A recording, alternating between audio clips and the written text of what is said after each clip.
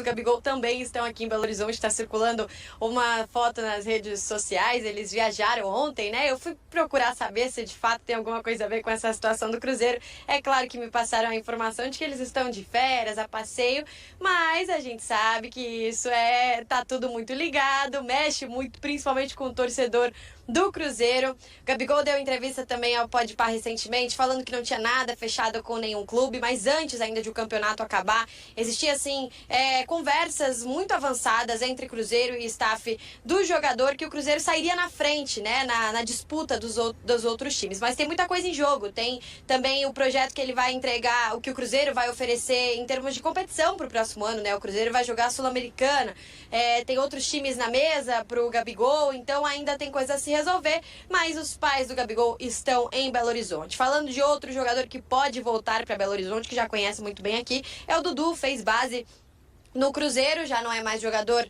do Palmeiras, se despediu, conseguiu a rescisão de contrato e também existe uma expectativa alta do Cruzeiro em conseguir assinar com o atacante. Quem não deve ficar para o Cruzeiro, que também é do ataque, mas no Cruzeiro no próximo ano, é o Gabriel Veron. O jogador, ele chegou com contrato de empréstimo, tem contrato até o final de 2027, pertence ao Porto, né, de Portugal, e não deve seguir. Um ataque estrelado, que é o que a gente deve esperar para o próximo ano. Caio Jorge voltando de lesão, Gabigol e Dudu, grandes expectativas do Cruzeiro, do torcedor cruzeirense para 2025. Não tem jacaré por aqui, mas vamos ver, né, se o Dudu aparece. Gostam dessa imagem, ou dessas imagens aí ou não? O cruzeirense deve gostar. É um choque de personalidade, né, também. O Dudu me parece certo, ou bem encaminhado, né, para ir para o Cruzeiro, até por conta da história dele e até pelo que aconteceu no meio do ano.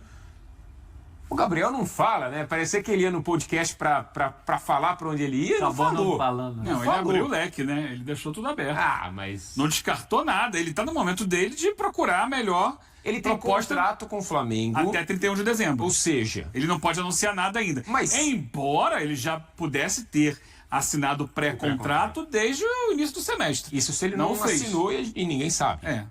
Né? Mas isso. ele nega. Ele diz que agora que vai sentar, dar uma olhada, avaliar as possibilidades, as propostas. Mas, tem várias possibilidades. Vocês acham que realmente ele não tem nada encaminhado? Não, encaminhado tem. Não encaminhado.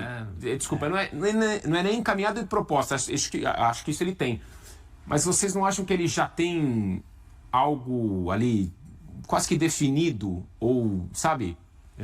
inclinado a... Porque assim, gente, hoje é dia 13.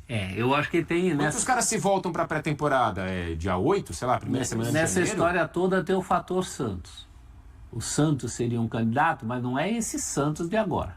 Que Santos? É o Santos do futuro, é o Santos com um plano. E também tem o Dudu. Que também está correndo atrás, contra o tempo. Então, com o Santos como opção nesse baralho, é uma história.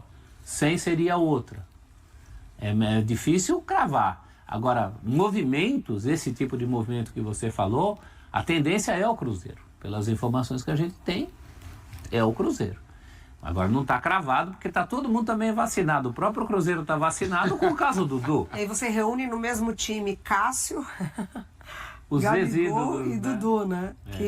Vocês gostam do Gabriel? O Dudu, eu nem vou perguntar do Dudu, porque eu acho que, como vocês bem disseram, ele é um cara que vai chegar já com histórico com o clube, né? E com essa história do meio do ano.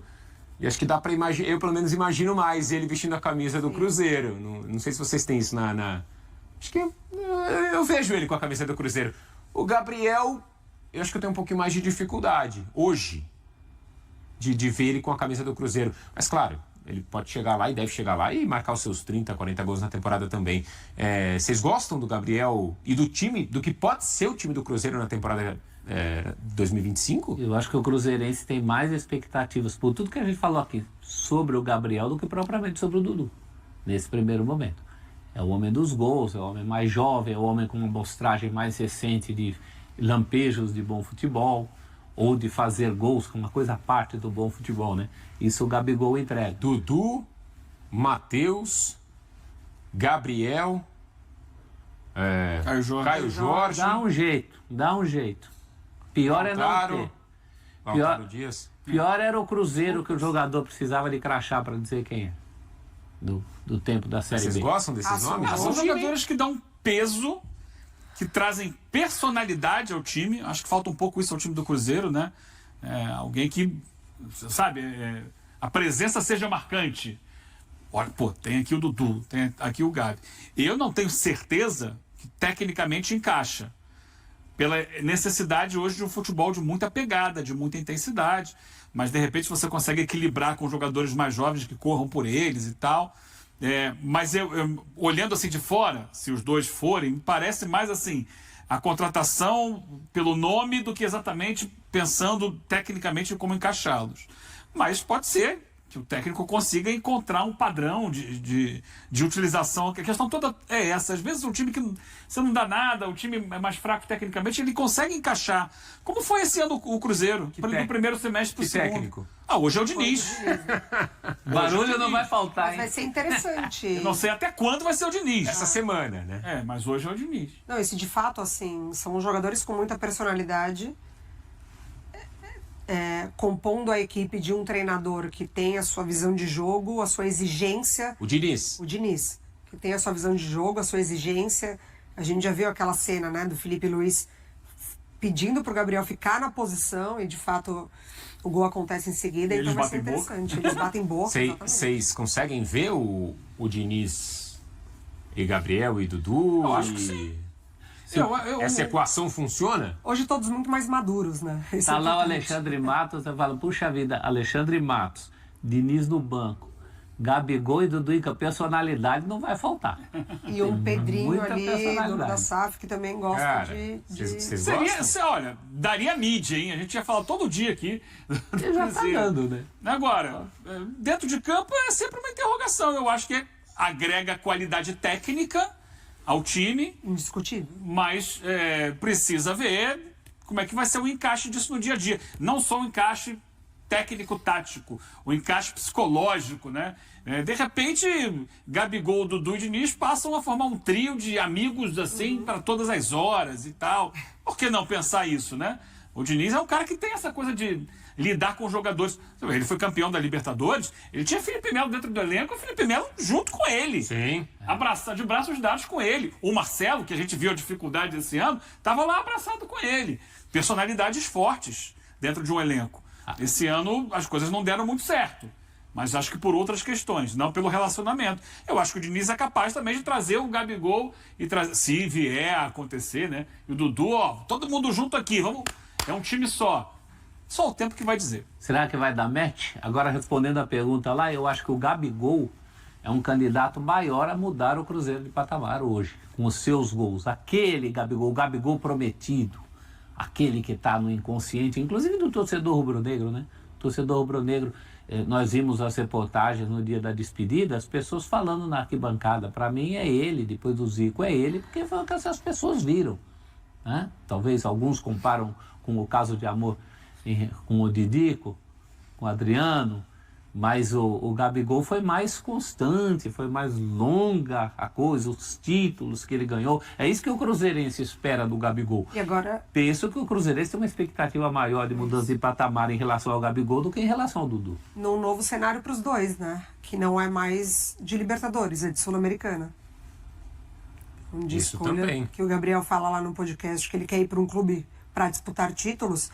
O Cruzeiro se coloca na condição da Libertadores Sul-Americana. Pelo menos pro próximo ano, Pro né? próximo- Pelo menos pra pra próxima temporada, 2000. De reconstrução, o Dudu entende, já fez isso uma vez na vida. Era muito mais jovem, era uma outra situação, mas quando ele vai para o Palmeiras, Corinthians e São Paulo, que eram clubes que pretendiam o Dudu e que tomaram o chapéu, né? O chapéu do Corinthians foi maior, que disse que o Corinthians pagou até o visto lá do Dudu tirar o visto. Mas naquele momento o Dudu faz uma opção que não era fácil. Uma opção pelo Palmeiras, aquele Palmeiras naquele momento não era a opção mais óbvia. E ele fez essa opção. Eles podem estar fazendo a mesma coisa agora. Participar de uma reconstrução também é muito importante para a carreira dos jogadores. Inclusive, eles podem ficar. Eles reconstroem e no ano que vem estão jogando aí o que eles querem, Libertadores, tudo. Pascoalzinho, quer começar o Cássio aí? O Cássio, para mim, ficou dentro do esperado. É um baita goleiro. Em alguns momentos precisou de uma adaptação. O Cruzeiro também, eu vou falar um negócio para você, o Cruzeiro também não ajudou muito, né? O Cruzeiro também não ajudou. Mas o Cássio fez, para mim, dentro do esperado. Até pelo que ele vinha jogando no Corinthians, né?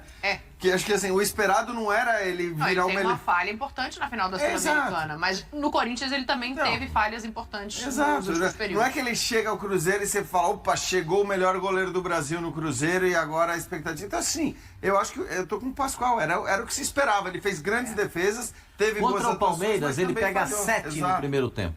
7 defesas, dá 7, 5 impossíveis. No primeiro tempo.